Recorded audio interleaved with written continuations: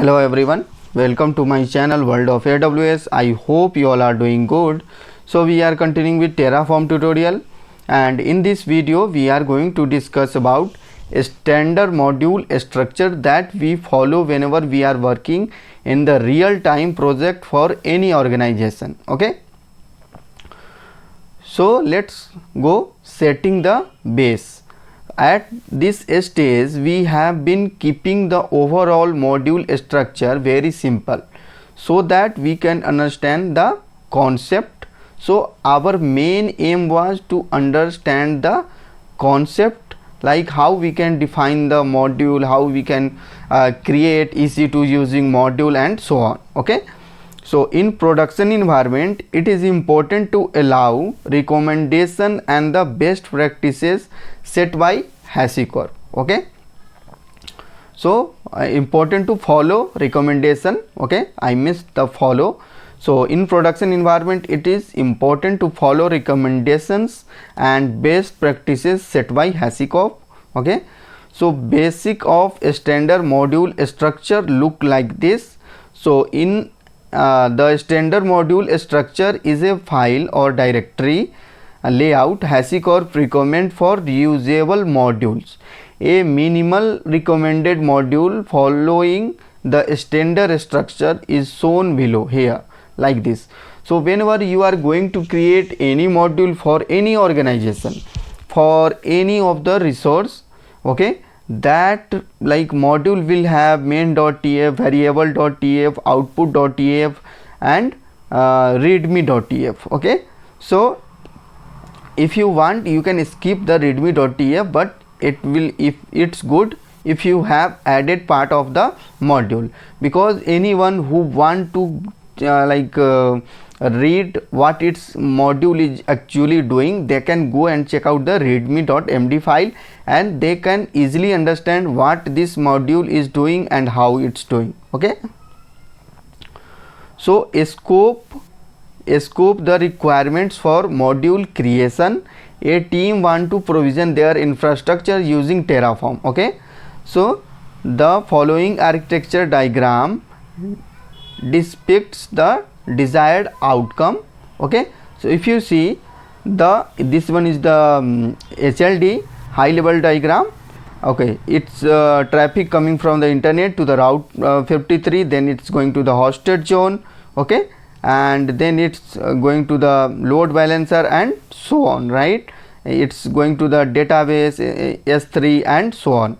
So we have the IAM user here. Okay, so this is the actual HLD for the whatever resources they want to create, okay, and provision in the AWS, right? So planning a module structure, in this scenario a team of the Terraform producers who write Terraform code from scratch will build a collection of the module to provision the infrastructure and applications. Okay, so the member of the team in charge of the application will consume this module to provision the infrastructure they need. Okay, so if they want like only IAM, EC2 or VPC or something like that, they can only use that module, and rest of the module they will not touch, and rest of the module it will be there as it is. Okay, for the other use cases.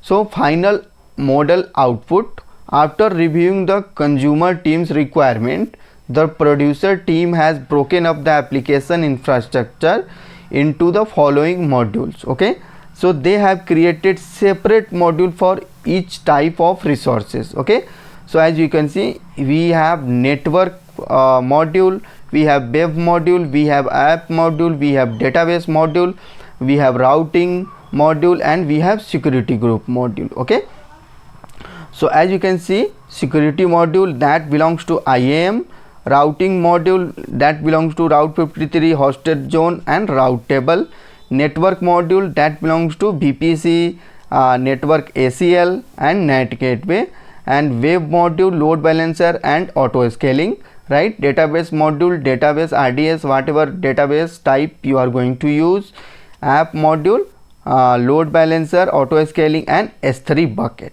Okay, So this is the standard way whenever you are going to work in the real time environment for the any of the project, you have to follow the same, okay, whenever you are going to develop any module.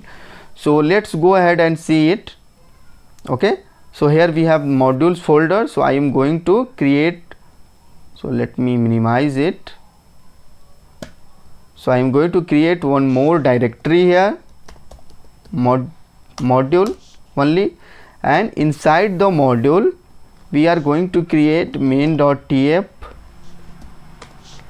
okay, and inside this we are going to create output.tf,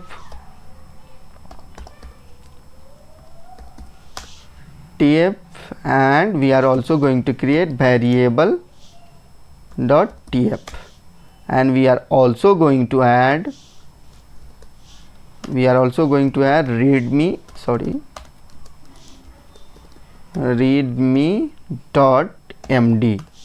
okay, as you can see we have added the standard structure here, right?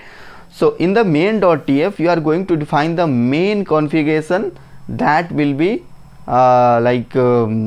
creating the infrastructure for you. So suppose here we have the main.tf, where it went. Okay, so yeah, in the module here we have the main.tf, right? So here we have defined the EC2 configuration that is getting called by another team or from somewhere else to provision the infrastructure. Okay, the same thing, the referring is here, the same thing is getting referred here. So you have to define the main configuration for your resources here in the main.tf. okay, so in the output.tf, whatever value you want as a output. Okay, so suppose you are creating EC2 instance, you want public IP or private IP or to be referred, and it have some dependency to get attached to the VPC or some other resources according to your use cases. So in order to achieve that scenario, you need to define the output block here in the output.tf, so that whatever resource value you want as a output, you can refer whenever you are calling your module, and that output value can be referred by any of the team or any of the team member. They want to provision the resource using the output value, and they have some dependency on the output. Okay, and in the variable.tf we are we supposed to define all the variable that we have defined here only. Okay, so we have defined the variable only, okay, here, but in this way we have to define the variable whenever we are going to work in the real time project, and for any organization we have to define the variable here. Okay, that will make our Terraform configuration dynamic, and it will allow end user to override the default value.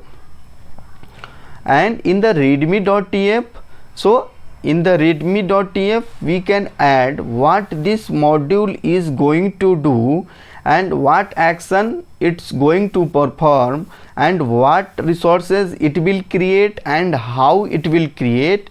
You have to write all the detail here, so that anyone who is joining your team, they can go and check out the module, and they will easily understand what this module is doing, how it's working, what resources it's creating. So, and if they have same kind of requirement, they can quickly go and use this module. Okay, so I hope you found this video informative and helpful. Now you are able to understand the basic structure of the module that we follow in the real time project for any organization. Okay, so do not forget to subscribe my channel, and if you have any query, any confusion regarding this video, then do let me know in the comment section. Okay, and see you in the next video.